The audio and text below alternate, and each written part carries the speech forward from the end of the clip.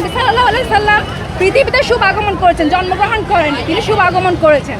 তিনি আমাদের মাঝে শুভ আগমন করেছেন মিথ্যাকে উৎখাত করে সত্য কায়েম করার জন্য, এবং সত্য কায়েম করার লক্ষ্যে সবাইকে সত্য সুবিচার মানবাধিকার কায়েমের লক্ষ্যে মিথ্যা জুলুমকে শোষণের আধারকে দূর করে আমরা যেন সত্য মানবতার পক্ষে যেন সবাই থাকতে পারি, সেই মিশনটা বাস্তবায়নের লক্ষ্যে, ঈদে আজমের মিশন বাস্তবায়নের লক্ষ্যে আমরা সবাই এখানে একত্রিত হয়েছি।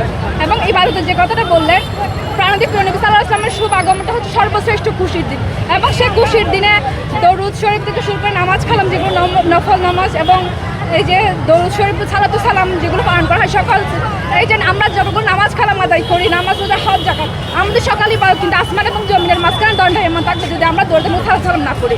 এবং সকল ইবাদতের মূল কিন্তু দরুদ এবং সালাতু সালাম, এটা না পড়লে কিন্তু আসমান এবং জমিনের মাঝখানে দণ্ডায়মান অবস্থায় আমাদের ইবাদতগুলো থেকে যাবে। সেক্ষেত্রে আমাদের সকল সৃষ্টির মূল, সকল ইবাদতের কবুলিয়তের মূল হচ্ছে আমাদের প্রিয় নবী সাল্লাল্লাহু আলাইহি ওয়াসাল্লাম এবং ওনার শুভ আগমনে আমরা বেসিক্যালি যে বিষয়টা বলছি না হচ্ছে দরুদ এবং সালাতু সালাম।